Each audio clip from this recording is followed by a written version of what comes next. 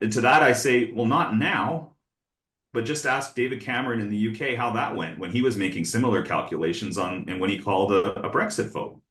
Sometimes these things get out of our own control, right? Andrew Coyne of the Globe and Mail responded to Preston Manning's op-ed, April 2nd op-ed it was, and he said, at least if you're going to make this argument, you should have the votes because, I have an Angus Reid poll, for example, it shows 25% support for separatism in Alberta. But I think Take Back Alberta, if nothing else, showed us how things can change in a hurry when people get organized.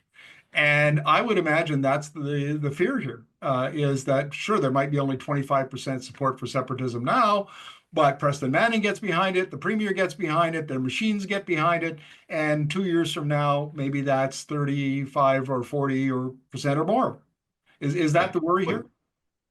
Yeah, well, you don't need to look that far back in time. I mean, look at the sudden swing in support in this last federal election. Yeah.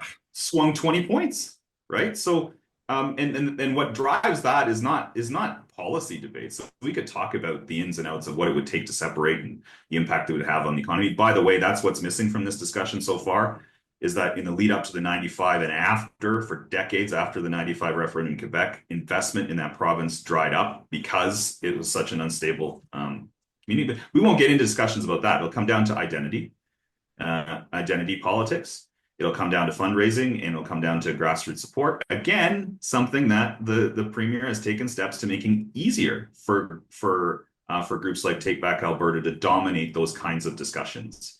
So yeah, I don't want to be a fearmonger or an alarmist about this, but I think people are being a little complacent if they take a look at polls and go, yeah, they're still 20 or 30 points away from having a majority in support of separatism.